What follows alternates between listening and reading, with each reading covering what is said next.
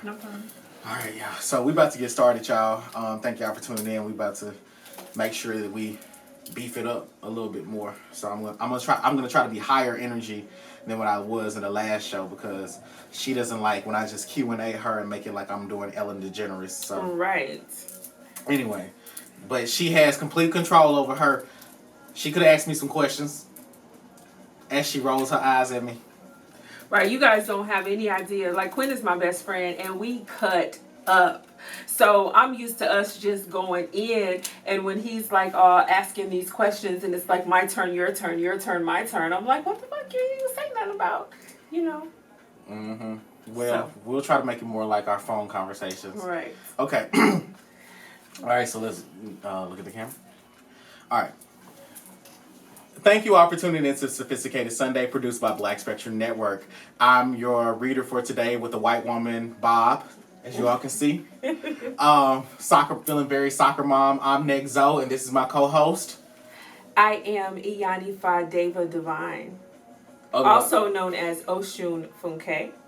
And she is not to be fucked with. Okay? Not to be fucked with. Not to be fucked with. Okay. Okay, so we're going to jump right into today's show where I'm going to ask, what is your opinion on people who use their knowledge or their power of magic to marginalize or subjugate those that are ignorant of the craft? Well, I think that they are incurring serious karmic debt. I think that they are opportunists. And I also think that it is the responsibility of individuals to protect themselves and to not be taken. You know, not to get took. You know what I'm saying? Mm-hmm. Well, I'm sitting here thinking about people that typically like to do that. They may have practiced for just a few months, maybe 9 or 10, done a couple of readings for people, and they have a negative interaction with someone, and the first thing that they say, which is, you know, I'm from Memphis, I'm like, bitch, I'm from Memphis, I'll beat your ass. Instead, they're like, I'm gonna work you, I'm gonna put you in a jar, I'm gonna do this to you, I'm gonna take some of your hair, do you know I can fuck you up? And I've never liked the fact that people retaliated against everyday conflict in that way because I felt that it perpetuated a lot of the stereotypes that we as black spiritualists are always trying to fight against. Absolutely. So I find it problematic that people want to work in African spirituality, call themselves woke, but then you turn yourself into a cultural trope and try to marginalize people. So I'm also not fans of people that go to that want to retaliate and they are always like, you know what, this person done fuck with me, so let me go to the grocery store, give me some palm oil, let me go down to the farm and kill this goddamn chicken. It makes the work that we do much harder because part of the healing work that we have to do is healing the mind of the people that have been historically misinformed, or as Lauryn Hill would say, miseducated. Yeah. Miseducated. And so I hate when people take advantage of other people's ignorance, whether that's for a profit or for the purpose of acquiring some type of prestige or prestige, honor, or to intimidate people. Yeah. So, I mean, have there been instances where you have encountered people that, or maybe you've done this yourself, where you've intimidated people using your magic and you probably weren't qualified to do the things that you were saying that you could do? I think that there have been moments where I have been ruled by my flesh and I have made threats or attempted to intimidate people based on my knowledge. You know, I must admit that was when I was much younger in my walk.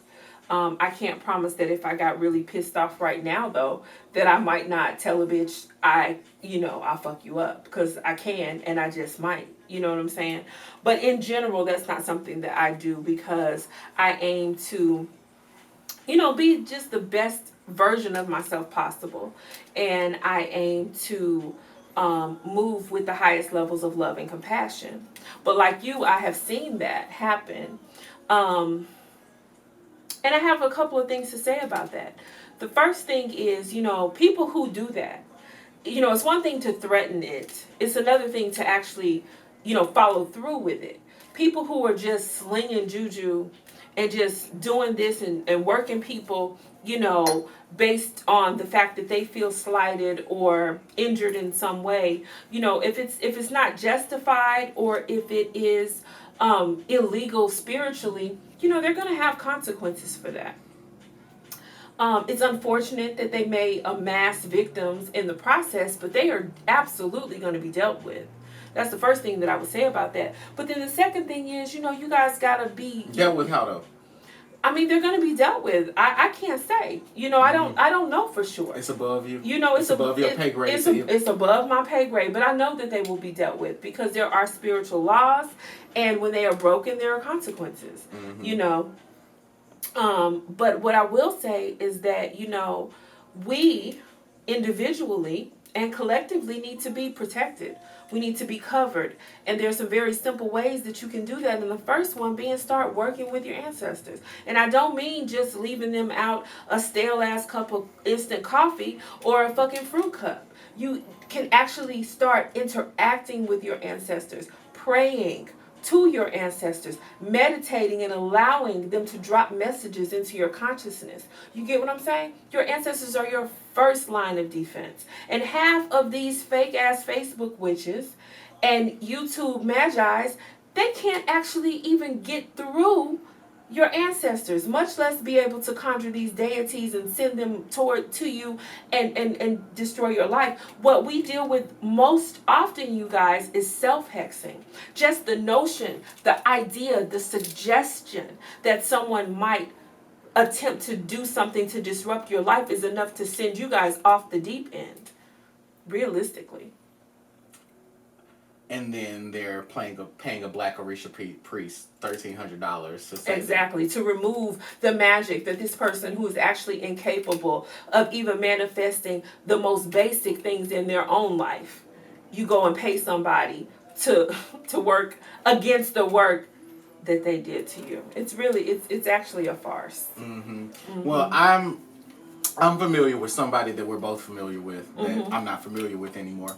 And this person was telling me how they went to someone else that we were familiar with that I'm not familiar with anymore. The shade. And they said that this person was trying to charge them about $800-900. I'm inflating the number to change things, but they were charging them about $400 or $500 to do some work that to change things with their family and make things right in their home. And they were like, you know what? They called me and they said, let me make sure I don't impersonate them. They said, Quinn, I went down to Phoenix and Dragon and I just bought me a whole bunch of stuff and I did the work myself. Mm-hmm.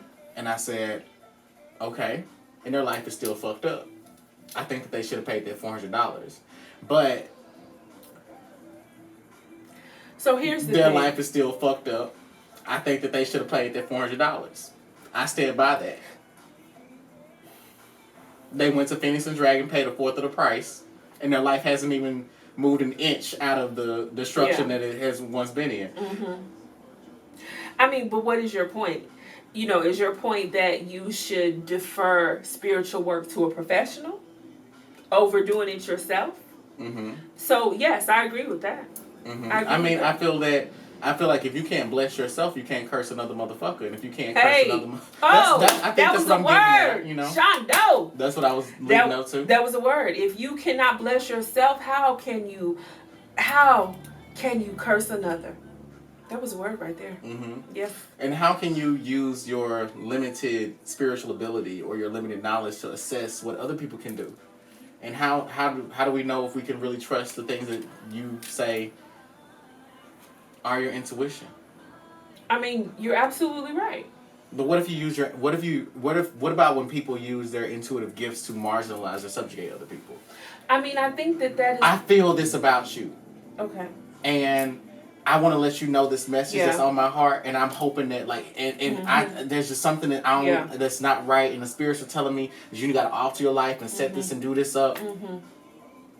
I think first of all, just the rhythm and vibration of that message should throw somebody back. That should give you pause right there, because the spirit.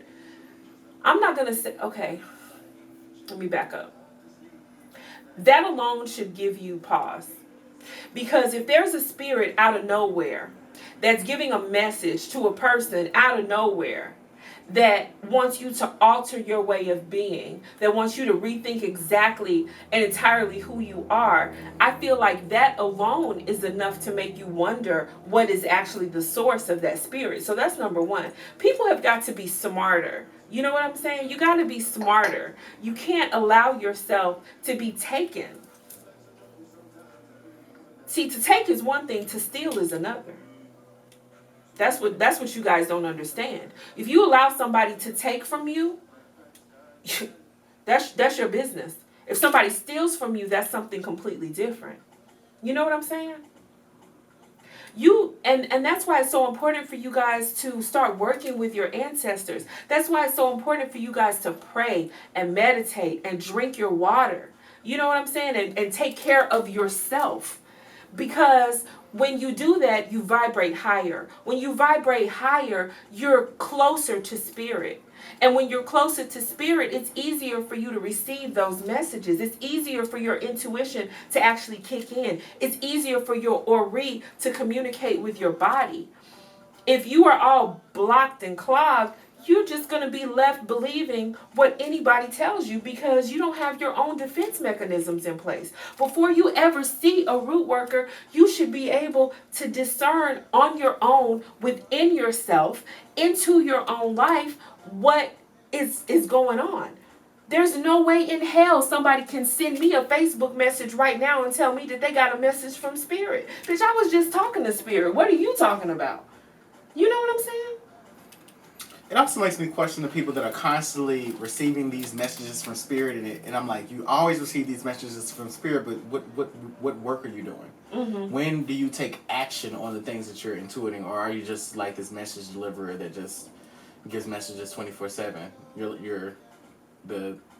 This is when I feel like the spirits are living through you. Mm-hmm. When you feel that you're constantly have a message to give, and then all you are is a human voicemail. Yeah. That's a really good point. Ooh. Because we actually have encountered individuals that are like that. And every word or every sentence is about their ancestors or what the spirit told them. And you guys, that is a very real danger because sometimes your ancestors are some niggas, okay? Right. And for you to listen to everything that those niggas say, and for you to bring that niggatry into your life. Your life. It's okay for you to bring it into your life. It's not okay. It's actually destructive. But but for me, it's okay to impose it on other people. To bring that chaos into a sacred space, and then expect that other people are gonna acquiesce to the demands of your niggardly ancestors. Yeah, I mean it's ridiculous. It's ridiculous, but I don't even think that most people are even in danger of having that particular issue because most people are not even hearing from their ancestors. My ancestor said that you did magic on me. Mm-hmm. To figure out you were doing magic on me, and you were trying to figure out what was going on between me and my ex. Mm-hmm. Mm-hmm. I mean, I'm accusing you in this moment. I understand what you're saying. Because the spirit told you that. You know, again, I would say, you know, and we've encountered things like that, you know, and I encounter people all the time in my practice who come to me with these messages from their ancestors, but yet and still they need me to do work. So if it's your ancestors that you're talking about and they're giving you these messages, why didn't they also give you the solution? Like, you guys got to be smart. As above, so below. If your uncle was a drunk and a con artist when he was alive, why would he be different when he transitions? Why would he be different? Bringing up these examples that we are altering, do you think that these people are mediums or they're mental? I think that a lot of people are mental.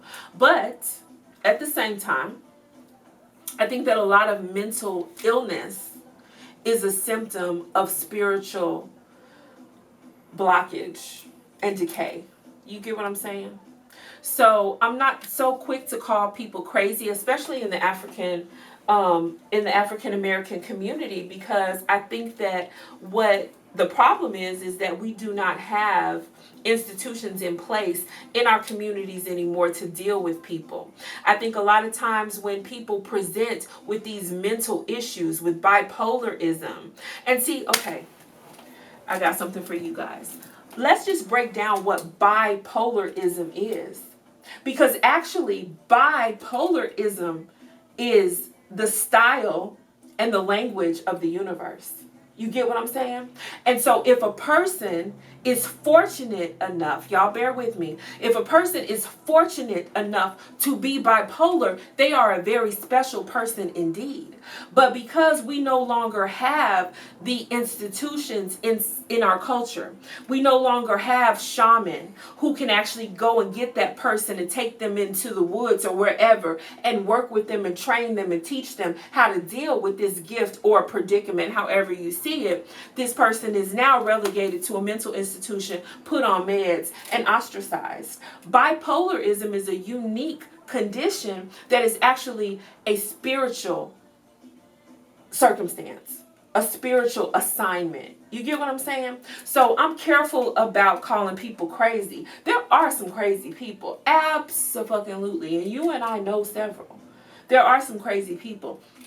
But I think a lot of times the things that we think are crazy are actually spiritual conditions, spiritual predicaments, and we just don't have the tools or the, I say institution again, for lack of a better word, within our communities to handle them. So a dream interpreter that I was dealing very closely with at a certain point in time that is, and so has a situation. But I'll let you all know. No, I don't live with a mental illness, and I do not have one. I have a moon in Cancer, which means that I'm able to empathize on various psychological levels with different types of people. I have a lot of friends that do live with mental illnesses, and what I've found, they gravitate towards me because I don't treat them differently. What I found is that those people are very, very fucking intuitive. And they know a hell of a lot.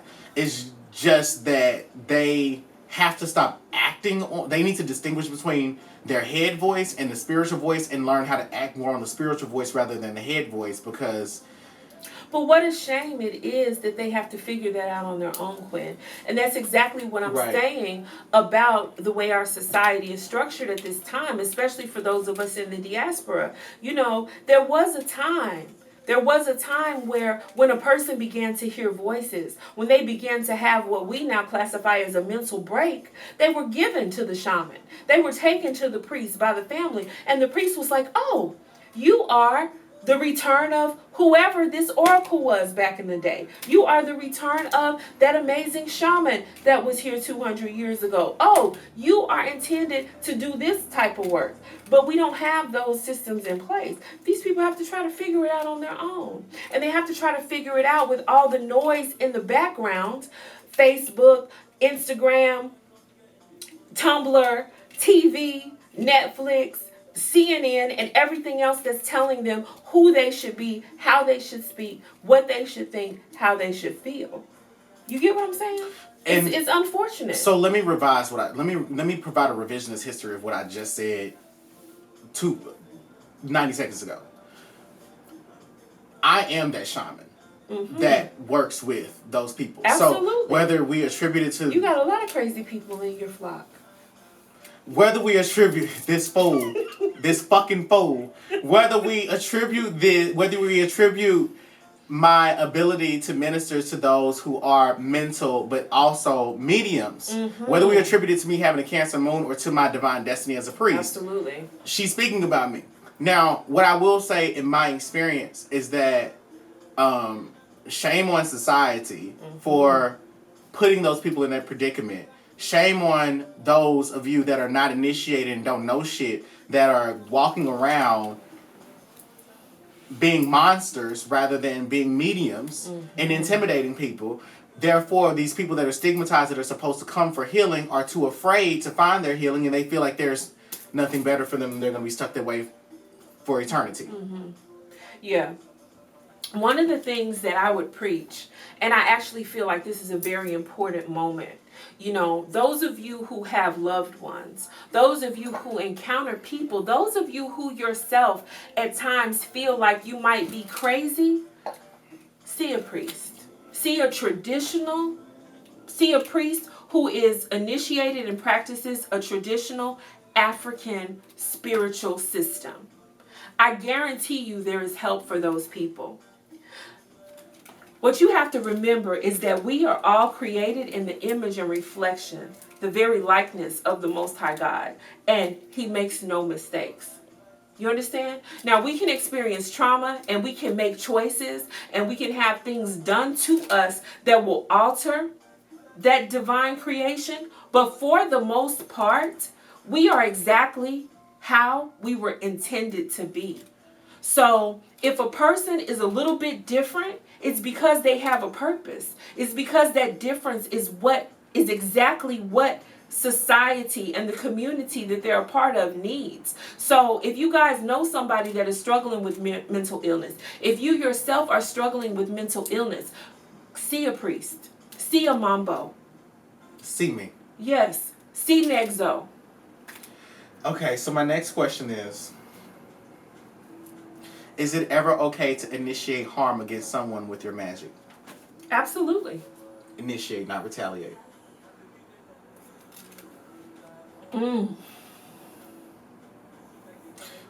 I'm going to go ahead and say yes, it is. And I'm going to go ahead and put myself out there. This is a very Aries moment, meaning that I haven't thought this out and I'm a Scorpio. So I'm going to lean on the Mars side.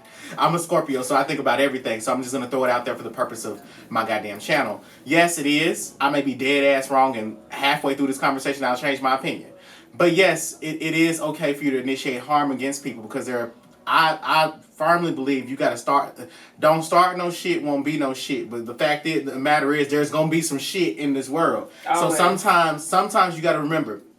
Sometimes you got to remember. You don't know if you starting shit, if you ending shit. Mm-hmm. So sometimes you think that you starting some shit with somebody that you don't like, but you're actually ending some shit based off of the prayers of other people that you have not seen. And I'm also a believer that sometimes you can be an agent.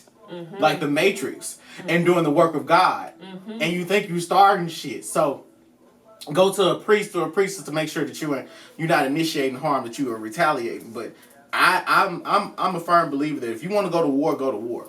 You know, if you feel like you have mastered the art of divide and conquer, dividing people's ancestors and conquering the human being, then go for it. Because hey, I'm not the one to say that it's not. Well, I guess I am. I would tell you if you're supposed to be Kim Jong-un or fucking Donald Trump. So, sure, it is. I'm not saying it's okay to be those people, but from a spiritual perspective, sure, you should be able to initiate harm from people. And again, my opinion may change based off of what she has to say. You know, my opinion about that is this. You know, I think that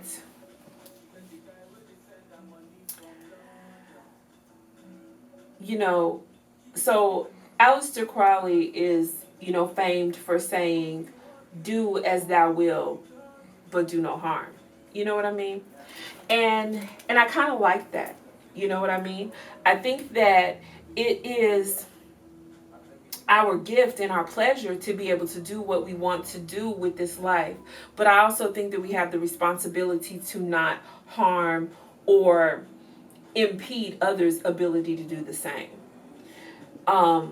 Where that becomes, sketchy or blurred is in an instance where, let's say, for example, you and I both talk a lot about reparations. You know what I mean? And we believe that our people are entitled to reparations. Our ancestors, those of us who are currently in this physical realm, and absolutely our descendants. And in order to bring that about, there may be some really sweet white people that have to suffer. In a case like that, yes, by any means necessary, as Malcolm X, said. I think that certain things have to be done. That harm may have to come to the innocent. You know what I mean? If you are a descendant of the Chase family, and we all know that J.P. Morgan Chase insured slave cargo. you know, and if in our fight for reparations, your wealth becomes an issue, and we decide to take it, or we have the opportunity to take it or to divert it, you know, in that instance, I think that it's, you know, it's just the way it's got to be. It's karmic debt being paid. And so really, that's the thing that we really need to consider with that question, because a lot of times, and you said it, you know, you may be an agent of karmic debt. You get what I'm saying? My opinion is, I guess my opinion ain't gonna change. Yes, you can initiate harm against the motherfucker. Start some shit, and let there be some shit and end the shit if you're gonna start the shit, okay? Yeah. I'm a firm believer in that. But I'm a bully. I'm not a proponent of just slanging juju. I'm a bully. I don't believe in just doing shit to people because you can. I believe in it. I don't do it though. There's a difference. She'll tell you I don't do enough magic. Right. I do so much divination. I barely do any magic. The most magic I do is I light them candles in my videos, but I believe that you need to start shit. You need to fuck people up. You need to beat them across the head, especially if you don't like them. I'm a believer in petty principles of magic, okay? You don't want to learn under me if you don't believe in some petty shit. That being said, I understand the consequences of starting shit, but I'm also a believer that, like, you know, the art of war. Just make sure that... be smart. Be precise. Make sure that you got heaven and earth on your side. Absolutely. You know? Mm-hmm. So, let's talk about the next question, which is... Sorry. Do spirits or deities care about cheating and other types of infidelity in relationships? You know, I dare not speak for deity, but I do think that, okay, I'll give you an example that I am very familiar with. You know, I'm an Ifa priestess, and I know that Obatala is the oldest of the Orisha, right? He is wise, and he represents righteousness. That doesn't mean that you have to be perfect in order to come to him. It doesn't mean that you must be perfect in order to receive his assistance, his help, his blessings. But it is unwise to call on Obatala to assist you with fuckery. You get what I'm saying? So I don't know so much that the Orisha care about the day-to-day minutia of what we're involved in, but I think that you have to know the vibration, really, of the energy that it is that you wish to seek. And then we know from physics, you know, that like attracts like. So if you're vibrating on a certain level, you're only going to be able to reasonably attract energies that vibrate on that same level. You get what I'm saying? Mm-hmm. I can tell y'all in Haitian voodoo, I don't give a fuck. For those of you all that have been wanting, they don't give a fuck. But you need to let people know, too, that doesn't apply to the civilian, though. Because you got people trying to call on Barone for all kind of fuckery. But they're not calling on Barone without calling on Bridget, so... That's true, too. You're not doing it correctly, bitch. And I've never heard of somebody breaking up I've never heard of somebody breaking up a marriage or doing any type of successful spiritual work for somebody else working with Barone, and they want to initiate it. Mm-hmm. I ain't heard it. Anytime I've heard somebody saying they work with Barone and they did it on their own, it was usually them doing some spiritual work for themselves, and they, again, poltergeist magic. It's poltergeist magic. It is shit. But I guess it's I'll say this. They don't care about human constructs. And I guess it sounds like very white of me. Like I'm sounding like those white academics are like, oh, you know, I don't care about human constructs. I'm just so above this. And I'm from California. But no, they don't care. They do work on behalf of the clients, and they expect for you to know what's best for you. And they will tell you about the consequences of it. And it's like, it's signing a So, for example, if you walk into a car dealership, they're going to check your credit, and they're not going to look. If you forge the documents, they ain't finna investigate. Mm-hmm. They're not finna investigate. And if you can't afford that car, that's up to you to figure out. But they gonna put that shit in your name. So fuel my fire, take me higher, I'll be your liar too. Cause when we're here, there's nothing better than the skyline.